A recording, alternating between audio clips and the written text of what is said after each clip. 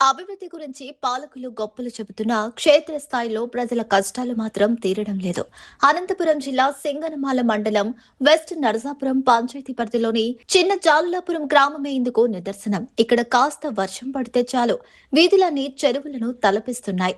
సరైన డ్రైనేజీ వ్యవస్థ లేకపోవడంతో లోతు నీటిలోనే గ్రామస్తులు రాకపోకలు సాగించాల్సిన దుస్థితి ఏర్పడింది. ముఖ్యంగా బడికి వెళ్లే చిన్నపిల్లలు ఈ నీటిలో తడుస్తూ తీవ్ర ఇబ్బందులు పడుతున్నారు. మరోవైపు వృద్ధులు, ద్విచక్ర వాహనదారులు సైతం రోడ్లపై వెళ్లలేక నరకయాతన అనుభవిస్తున్నారు. ఈ దయనీయ పరిస్థితిని కూటమి ప్రభుత్వానికి చెందిన స్థానిక నాయకుల దృష్టికి తీసుకెళ్లినా ఇంతవరకు ఎవరూ కనీసం స్పందించలేదని గ్రామస్తులు ఆవేదన వ్యక్తం చేస్తున్నారు. ఇప్పటికైనా అధికారులు స్పందించి వర్షపు నీరు సాఫీగా వెళ్లేలా డ్రైనేజీ వ్యవస్థను ఏర్పాటు చేసి శాశ్వత పరిష్కారం చూపాలని గ్రామస్తులు డిమాండ్ చేస్తున్నారు. పాలకుల నిర్లక్ష్యంపై మీ అభిప్రాయాన్ని కామెంట్ చేయండి. మరిన్ని తాజా వార్తల కోసం మా ఛానల్ ను చూస్తూనే ఉండండి.